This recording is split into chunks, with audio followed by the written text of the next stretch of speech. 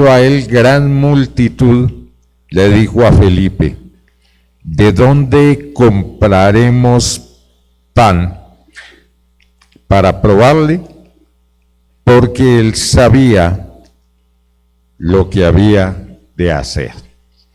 Aquí hay dos preguntas interesantes. Una, ¿por qué buscamos a Jesús?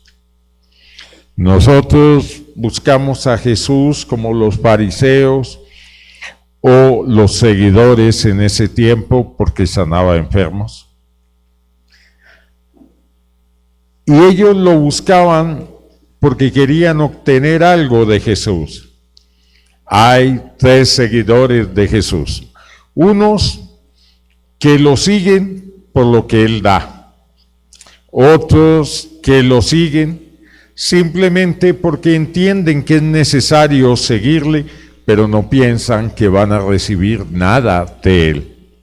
Y viene el otro grupo de seguidores, el que lo sigue por lo que Él es y porque Él es galardonador de todos aquellos que en Él creen.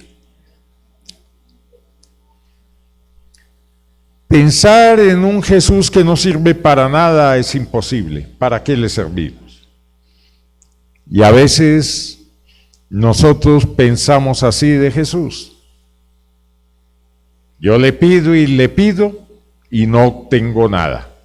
¿Cuántas veces hemos oído esa frase? Le pido, pero no consigo nada. Jesús es galardonador. Pero hay una condición grande para ver su galardón. Y esa condición grande se llama la fe. Cuando habla en Hebreos 11:6 que sin fe es imposible agradarle a Dios, porque los que buscan a Jesús han de creer, tienen que saber que le hay y que Él es galardonador, o sea, da premios. Si tú y yo buscamos a Jesús, pero no creemos que Él vaya a hacer nada en la vida, recuerde que sin fe es imposible agradar a Dios. Recuerde lo que dijo Santiago: si somos como la ola del mar que va hasta la playa y se devuelve, no crea que el que tal haga recibirá nada de Dios. La multitud lo seguía porque Él sanaba. No estaban ahí para recibir su palabra, sino lo seguían. Sin embargo, cuando hablaba Jesús, tenía tal poder de convencimiento que podía paralizar los músculos y hacer huir avergonzados. Esto les pasó los que querían lapidar a la mujer hallada en el mismo acto de adulterio. No fueron capaces de hacerle nada, sino que acusados por su propia conciencia, abandonaron el sitio desde el mayor hasta el menor. Aquí está Jesús. ¿Por qué lo seguían? Cuando Jesús los cuestionaba, ellos preferían irse a que Él los sanara. Esto pasó con la multitud que iba a apedrear a la mujer. Se consideraban muy santos y se consideraban con el derecho de ajusticiarla. Pero cuando Jesús les dice que si ellos tienen pecado, su conciencia los acobardó y se fueron. Aquí al contrario, la multitud esperaba verle señales y prodigios.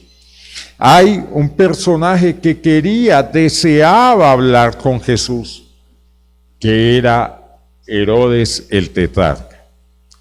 Y este rey quería, como en un acto de circo, verlo hacer señales, sanar enfermos, resucitar muertos. Pero él deseaba ver un show de magia y no creer en Jesús. Y cuando se lo llevaron, ni siquiera Jesús habló con él, porque Jesús ya había dicho de Herodes lo que él pensaba, que era una zorra. Aquí está Jesús, múltiples seguidores esperando algo de él. Querían verlo sanar. Se había convertido quizás en un espectáculo porque los ciegos ven, los cojos corren, los sordos son sanados, los mancos, sus extremidades volvían y crecían. Entonces ellos estaban ahí para ver a un Jesús que daba salud. ¿Cuál es el motivo de nosotros para seguir a Jesús? Lo que Él nos da debe ser un motivo, porque nuestra confianza está en Él. Si decimos que Jesús es nuestro proveedor, pero no nos da, entonces el hambre vendría a acompañar a nuestra familia. Si pensamos que Jesús sana, pero creemos que nuestras enfermedades ya han ganado la batalla, entonces le hemos negado a Jesús. Debemos buscar a un Jesús por la realidad, por lo que Él es. A un Dios porque es nuestro Padre y que es un Padre misericordioso, todopoderoso y que trabaja para el bien tuyo y mío. Ellos estaban aquí buscándole y fieles, pero le dijo a Felipe: oiga, ¿cómo vamos a hacer para alimentar todos estos? ¿Qué le pasaría a uno de nosotros que nos dijeran eso? También habíamos quedado sin respuesta. Pero vemos que los discípulos respetaban a Jesús porque le obedecían. Me acuerdo de una mamá que me decía: a mí que mis hijos no me quieran, pero que me respeten. Y la verdad, el amor se prueba con el respeto. Cuando perdemos el respeto hacia los demás, ya no les amamos. Cuando perdemos ese respeto, ya el amor de Dios no está en nuestros corazones. Felipe le respondió: 200 denarios de pan no bastarían para que cada uno de ellos tomase un poco. 200 denarios era el salario de 200 días de trabajo. Uno de sus discípulos, Andrés, hermano de Simón Pedro, le dijo: aquí está un muchacho que tiene 5 panes de cebada y 2 pececillos. Mas, ¿qué es esto para tanto? La magnificencia de Dios no consiste en ver cantidades ni en hacer cantidades. Él busca tu fe. Ellos de una vez dijeron: pero ¿para qué lo llamamos? No alcanza ni para nosotros, mucho menos para semejante multitud. Aquí viene la obediencia. Y le dijo, dice, entonces Jesús dijo: haced recostar a la gente. Y había mucha gente en aquel lugar, y se recostaron como en número de 5,000 varones. De manera que ahí estaban. ¿Para qué los iban a hacer recostar? Quizás si yo hubiera sido uno de los discípulos, le pregunto a Jesús: ¿pero para qué? Despáchelos, mándelos a la casa. Eso están en los otros relatos. En los otros relatos están que Jesús le dijo: dadle vosotros de comer. Yo me imagino cómo quedarían ellos, nosotros, a semejante multitud. Y aquí Jesús les ordena: háganlos recostar en vez de echarlos. Jesús te pone a ti a descansar porque va a ser un milagro maravilloso sobre tu vida. ¿Cuántos lo creen? Sí, No se ve. De pronto tú ves 2 panecillos. Nos hace falta la fe de Elías, que después de 3 años y medio de sequía, mandó a su criado a que viera que venía en el mar. Y fue varias veces. Y le decía nada. A la última le dice: veo una nube como el puño de una mano. Y de una vez Elías le dice: ve y dile a Acab que corra, porque va a caer un torrentoso aguacero. Nosotros nos preguntamos, ¿eso es fe? Claro. Es la misma fe que Jesús cuando vio esos 2 panes y 5 peces, o al contrario, esos 5 panes y 2 peces. Da lo mismo. Él no vio la cantidad, vio que Dios puede tomar de lo poquito y hacer que sobreabunde. Nosotros soñamos con decir: Señor, llena nuestra despensa, y abrimos los ojos y está abarrotada. No, pero te garantizo que cuando tú impones la mano sobre el poquito de aceite, el poquito de harina, el poquito de arroz, el poquito de frijoles, Dios lo aumentará hasta que recibas nueva provisión. Solo tienes que creerlo. El poquito va a estar ahí, pero Dios va a hacer grandes cosas. Amén. Hoy, como ayer, el poder de Dios está intacto. Sus discípulos debían haber preguntado para qué, pero ellos estaban acostumbrados a obedecerle y mandaron a sentar a la gente. Y dice: y tomó Jesús aquellos panes. La pregunta es, ¿aquí Jesús oró? Nosotros desbaratamos diciendo: Señor, si tú puedes, si tú quieres, si es tu voluntad. Y eso, perdóneme, pero es falta de fe, porque Él ha dicho que si pedimos algo de acuerdo a su voluntad, Él la concede. De manera que, ¿para qué le pregunta si es la voluntad? Usted debe preguntarle si es la voluntad de Dios cuando tiene algún plan y va a hacer algo. Pero cuando quiere ver prodigios, esa es la voluntad de Dios, que nosotros deseemos el bien para los demás. Aquí Jesús no oró. Dice: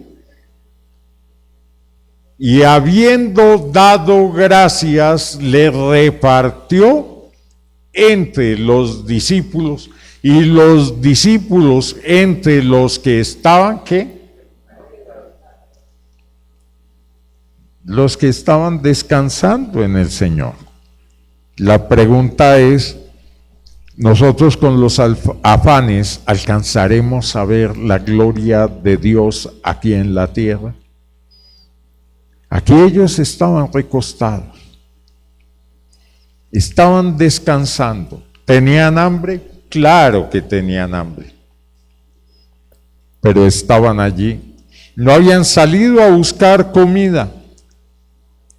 Si Jesús había mandado que se recostasen, ellos esperarían en su voluntad.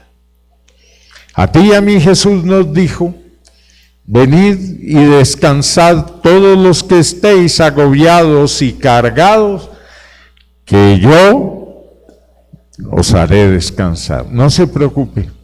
No es que no tenga que hacer y se acueste a esperar que le llueva maná del cielo, pero es que tenga la confianza que la provisión viene de Dios.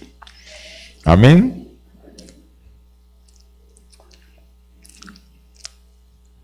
Y cuando se hubieron saciado, dijo a sus discípulos: recoged los pedazos que sobraron para que no se pierda nada. ¿Qué iría a hacer con esos pedazos? No sé. Lo único es que no se perdió nada.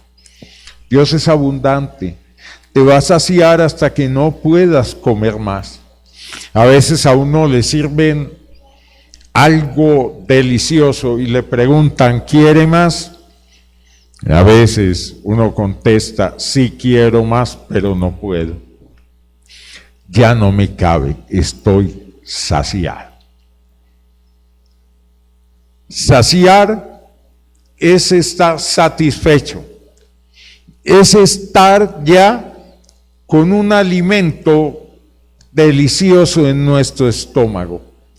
Estar saciado es ver la misericordia de Dios sobre nosotros y aprender a reconocer que cada día que Él nos dé salud, bendición, vida, debemos estar agradecidos con Él y decir gracias, Señor, porque me has amado hasta la saciedad, porque has dado a mi vida paz, reposo, provisión y bendición. Eso raramente lo hacemos, pero eso es una adoración. La adoración no consiste en entonar bellos himnos, también consiste en decirle gracias, Señor, porque estoy agradecido de lo que ha hecho tu mano.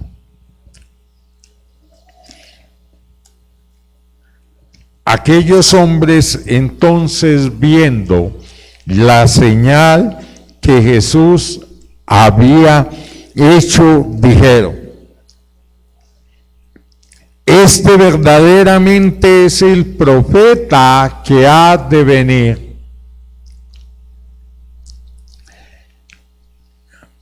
Porque ellos, cuando ya vieron que los sació, dijo, este hombre era el que debía venir al mundo. Pero entendiendo Jesús, aquí viene la parte más importante, que iban a venir para apoderarse de él y hacerle rey, volvió a retirarse al monte él solo. Les comenté que él no había orado ahí, pero pasó horas solo dándole gracias a Dios por lo que le había permitido hacer. Nosotros somos muy buenos para pedir, pero muy malos para agradecer. Jesús se subió al monte y dice la Escritura que estuvo hasta medianoche hablando con su Padre. Yo te pregunto, ¿cuántos momentos de intimidad tienes con Dios? La verdad, la intimidad con Dios es eso. Tener intimidad es ser próximo, es estar integrado a Dios, es volvernos uno con Dios, es buscarle, hablarle, preguntarle, derramar nuestro corazón, decirle cómo nos sentimos, preguntarle cómo Él nos va a guiar en la toma de decisiones.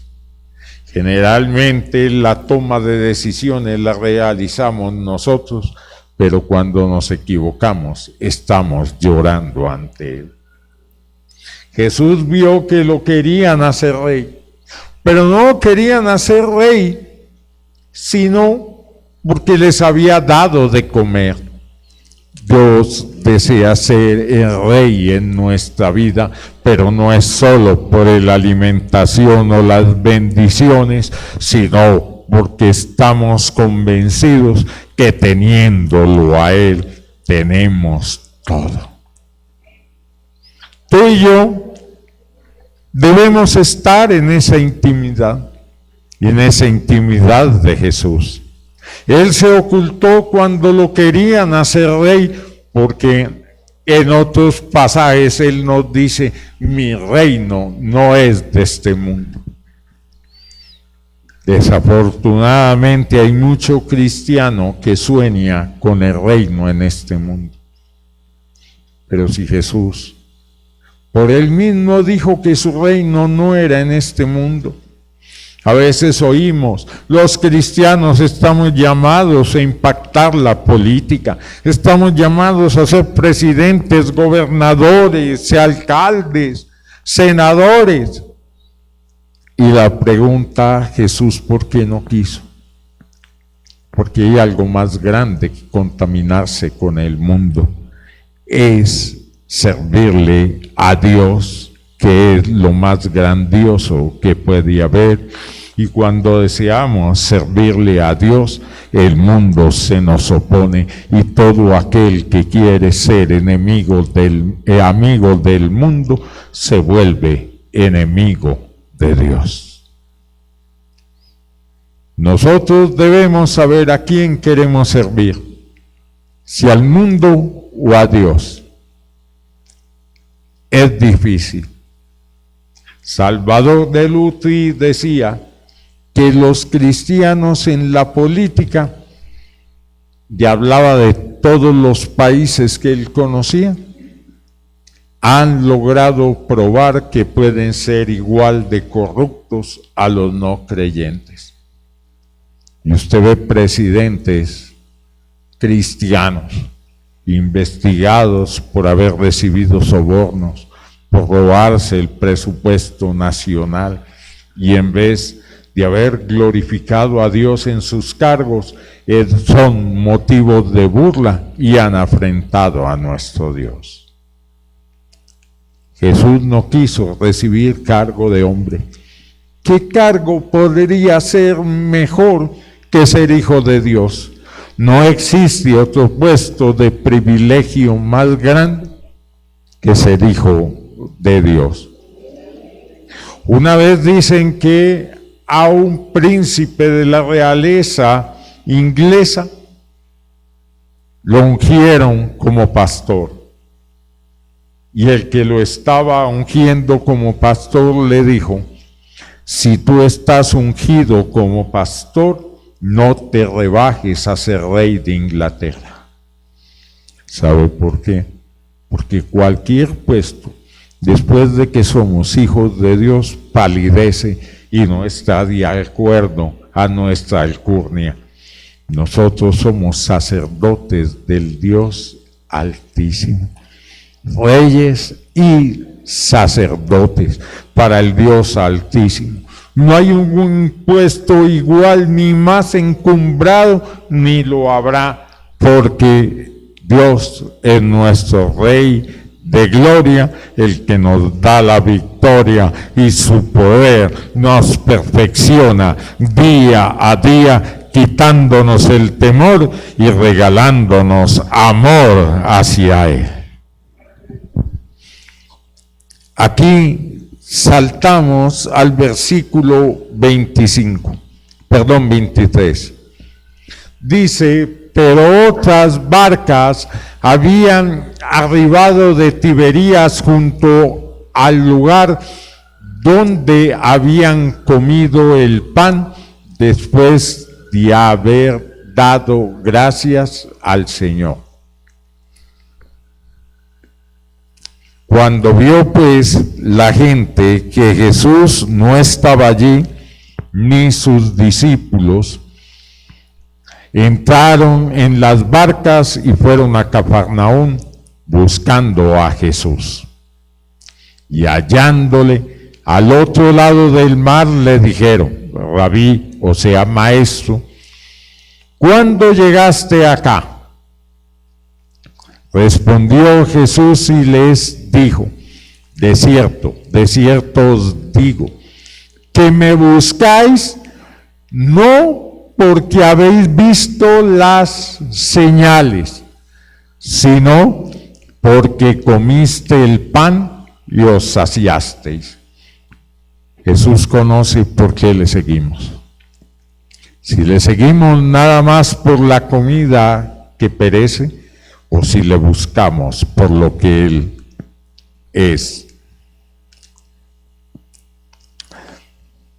Trabajad no por la comida que perece, sino por la comida que a vida eterna permanece.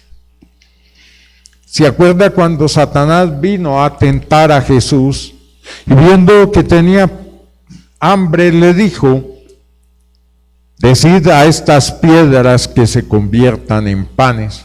Y Jesús le respondió: no solo de pan vive el hombre, sino de toda palabra que sale de la boca de Dios.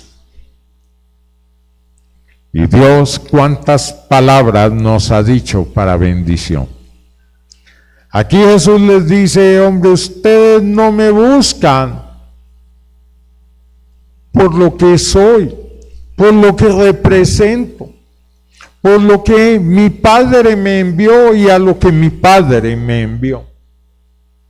Me buscan por un simple plato de lentejas.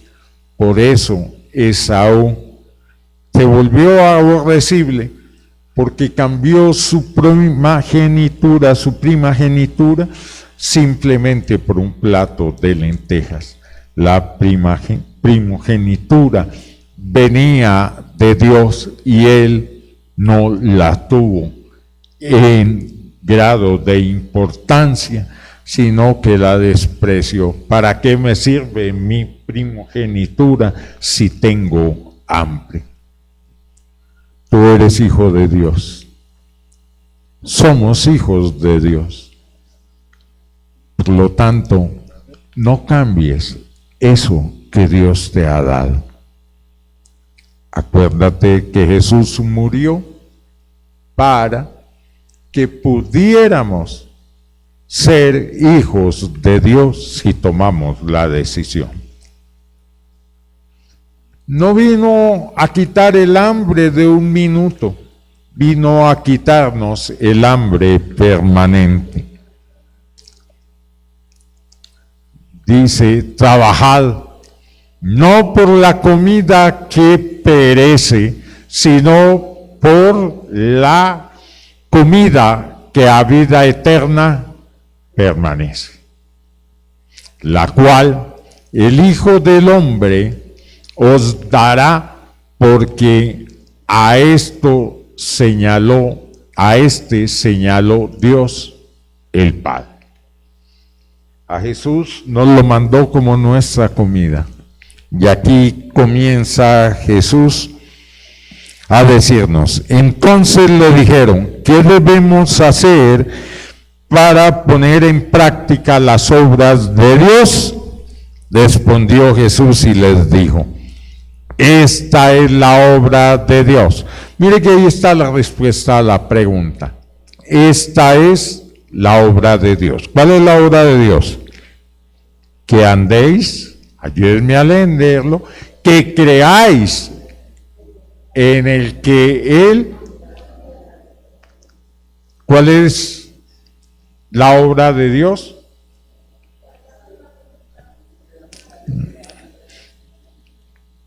La obra de Dios, que creáis en el que Él ha enviado. Esa es la obra de Dios, que tú y yo creamos en Jesús. El problema es si creemos o no, pero la obra de Dios ya fue dada. Le dijeron entonces: ¿qué señal haces tú para que creamos y le creemos? ¿Qué obra haces? Nuestros padres comieron el maná en el desierto, como está escrito: pan del cielo les dio a comer. Y Jesús le dijo: de cierto os digo, no os dio Moisés pan del cielo, mas mi Padre os da el verdadero pan del cielo. O sea que el maná no era el pan del cielo. Y sigue diciendo Jesús. Y Jesús, porque el pan de Dios es aquel que descendió del cielo y da vida al mundo. ese único es Jesús. Le dijeron: Señor, danos siempre este pan. Jesús les dijo: yo soy el pan de vida. El que a mí viene, ¿qué dice? Nunca tendrá hambre, y el que en mí cree no tendrá sed jamás. ¿Cómo se hace para no tener hambre? ¿Qué es lo que nos dice aquí?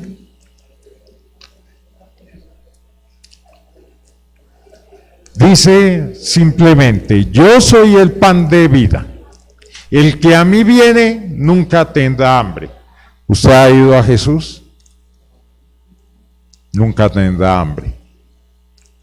Y dice: y el que en mí cree no tendrá sed jamás. ¿Usted cree en Jesús? Ya no tendrá ni hambre ni sed, porque Jesús es el pan del cielo.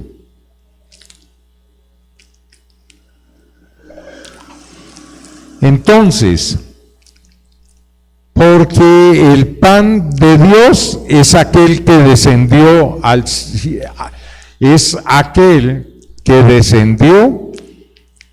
del cielo y da vida al mundo.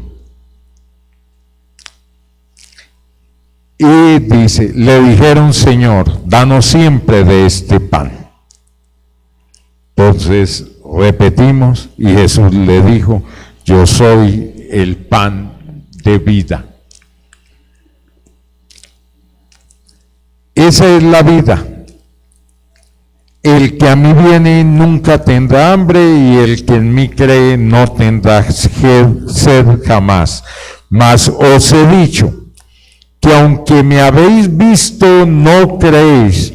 Todo lo que el Padre me da, vendrá a mí, y el que a mí viene, no le echo fuera. Cualquiera que venga, no importa su condición o su facha, cómo puede estar. Acuérdense del hijo pródigo: llegó de criar cerdos, descalzo y vestido con harapos, pero su padre corrió, le abrazó, le dio el anillo, lo vistió con el vestido más fino, le puso sandalias en el pie y siempre lo reconoció como su hijo. Aquí lo dice Jesús. No importa qué clase de pecados tenemos, si tú y yo buscamos a Jesús, Él jamás nos echa afuera.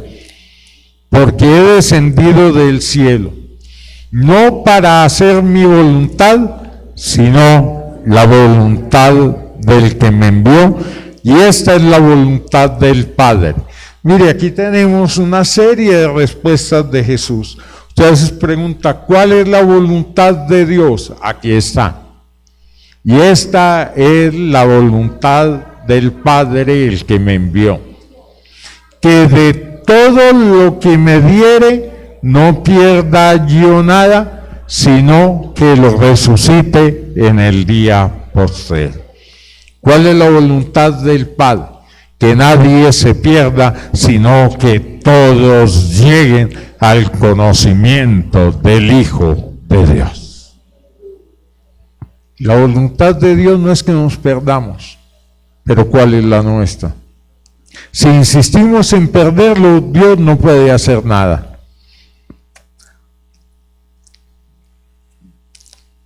Y esta dice: murmuraban entonces de él los judíos, porque ha dicho: yo soy el pan que descendió del cielo. Y decían: ¿no es este Jesús el hijo de José, cuyo padre y madre nosotros conocemos? ¿Cómo pues dice esto, que del cielo ha descendido? Jesús respondió y les dijo: no murmuréis entre nosotros, ninguno puede venir a mí si el Padre que me envió no le trajere, y yo le resucitará en el día postrero. escrito está en los profetas, y serán todos enseñados por Dios. Así que todo aquel que oyó al Padre y aprendió del que viene a mí, no que alguno haya visto al Padre, sino aquel que vino de Dios, ese ha visto al Padre, o sea, Jesús. De cierto os digo, el que cree en mí tiene vida eterna. Yo soy el pan de vida. Vuestros padres comieron en el desierto y murieron. Este es el pan que desciende del cielo, para que el que de él comiere, para que el de él coma, no tenga, ¿no qué? O sea, usted va a comer hoy del pan de Jesús. Porque cuando tenemos muerte es cuando empezamos a vivir. Llegamos a nuestra patria terrenal. Yo soy el pan vivo que descendió del cielo. Si alguno comiere de este pan, vivirá para siempre, y el pan que yo daré es mi carne, la cual yo daré por la vida del mundo. Jesús entregó el pan por darnos vida a ti y a mí. Entonces los judíos contendían entre sí diciendo: ¿cómo puede éste darnos a comer de su carne? Jesús le dijo: de cierto os digo, si no coméis la carne del Hijo del Hombre y bebéis su sangre, no tenéis vida en vosotros. El que come mi carne y bebe mi sangre tiene vida eterna, y yo le resucitaré en el día postrero, porque mi carne es verdadera comida y mi sangre es verdadera bebida. O sea, cuando es verdadera comida no volverá a tener hambre, y cuando es verdadera bebida no tendrá sed jamás. El que come mi carne y bebe mi sangre, en mí permanece y yo en él. Como me envió el Padre viviente y yo vivo por el Padre, asimismo el que come, él también vivirá por mí. Este es el pan que descendió en el cielo, no como vuestros padres comieron del maná y murieron. El que come de este pan vivirá eternamente. Y todo esto lo predicó en la sinagoga. De manera que hoy está la verdadera comida. Es Jesús. La verdadera bebida es Jesús. Y si comemos de su carne y bebemos de su sangre, no tendremos hambre ni sed jamás. Señor, ayúdanos a permanecer en Jesús y a saber que al beber de su sangre estamos limpiando todo nuestro interior y estamos lavando nuestro pecado. Ayúdanos, Señor, a comer de ese pan de vida, para que cuando tú nos llames a tu presencia, lleguemos a vivir permanentemente en tu gloria y en tu gracia. Gracias, amado Padre, por haber enviado a Jesús por cada uno de nosotros. Amén y amén. Gloria al Padre, al Hijo y al Espíritu Santo. Amén.